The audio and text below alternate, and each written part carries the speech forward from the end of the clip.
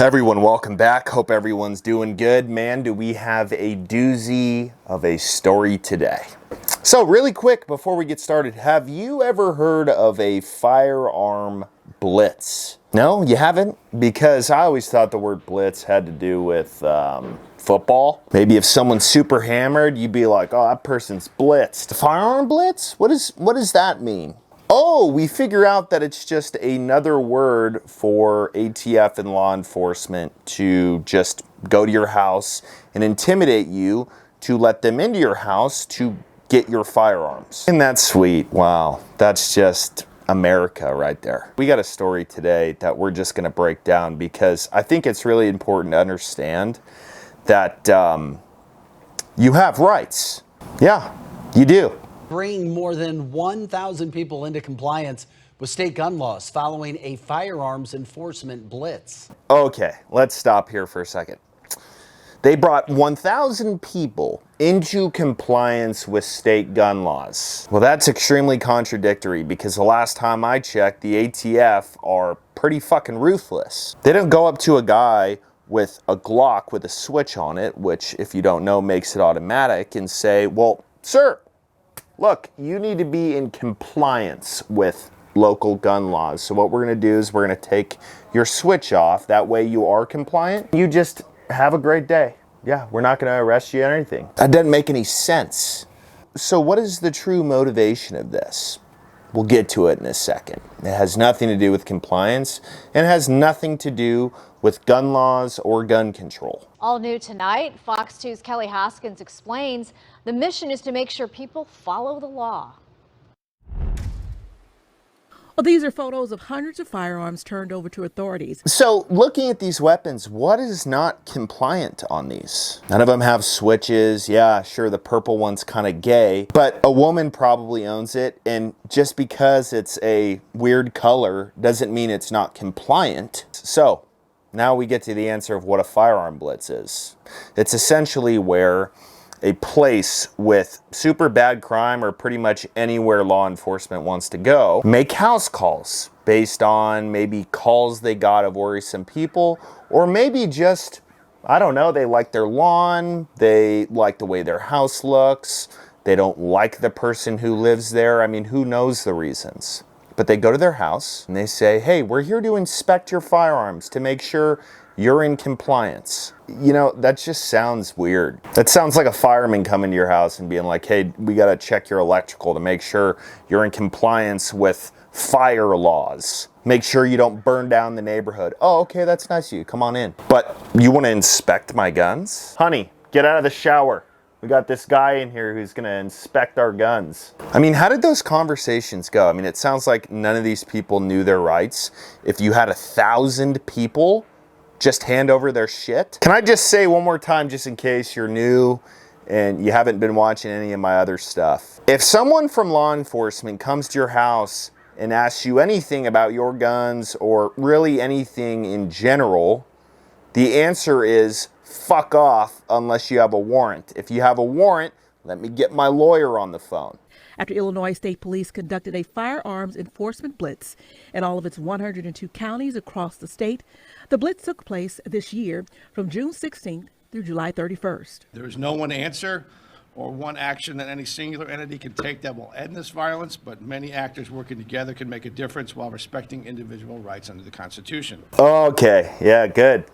I'm glad you brought up Constitution when you're talking about a firearm blitz. It's a really odd word. I'm just not able to get over it right now. Why don't you call it what it is? It's a raid or it's a house call. You know, instead of delivering pizza, you're delivering a piece of paper that says that we would like you to give up your rights and let us enter your house to look at your guns, make sure they're compliant. But y'all know what this really is. This isn't about compliance. Gun control is the biggest fucking joke of this entire world. It's just about disarming America. They just want to disarm as many people as they can. They do not care about gun laws because anyone with half a brain can look at everything and say, gun laws don't work. Go ahead and walk through downtown Chicago at night and see if gun laws work. There's got to be a greater motivation for them to go through all of this, and it's to just Take away all the guns. Firearms are one of the key tools when it comes to violent crimes in not just our community, but in every community around here. So if you have a bunch of shootings going on in your neighborhood, what you're saying is you would rather go 3 neighborhoods over and address that problem first instead of your own? I mean, that's essentially what you said. It's not just our neighborhood, it's all of the neighborhoods. Well, maybe you should work on fixing Chicago, which is pretty much unfixable at this point, but maybe you should focus on that instead of just randomly organizing trips to people's houses to do inspections. Authorities focused on people who pose the greatest threat to themselves or others. After conducting 1,700 compliance checks across the state, more than 1,000 people handed over their FOID cards. Stupid, dude. What do you mean 1,000 people handed over their card? I didn't even know there was a firearms owner card. What do you have to do to get one of those? Suck off an ATF agent? Wouldn't surprise me. So people just handed these over. Oh, you're from law enforcement. Here you go. You want some coffee? I got a fresh pot. Maybe a sandwich. And temporarily gave up their guns and did the proper paperwork. When that happens and a person loses their firearm rights under federal or state law, local law enforcement is notified and the individual is required to transfer their firearms to law enforcement or someone who can legally possess them. Oh, that's smart. That's really smart. They're allowed to transfer their firearm to law enforcement or someone who can legally possess them. Think about that for a second. I mean, you actually said this on live TV. If someone is not in compliance with your gun laws, you're allowing them to transfer them to a friend who is. What do you think they're gonna do when you leave? They're gonna go over to their house and they're gonna say, hey, that fuckhead who came over here to inspect my firearms is gone. When they come back again in a year, we'll do the same thing. Can I have my gun back? Awesome, thank you. I mean, you can't make this stuff up. It's that stupid. Authorities say compliance checks are not confiscating guns, but ensuring individuals who lost their firearms rights transfer their firearms to law enforcement or someone who is legally able to possess them.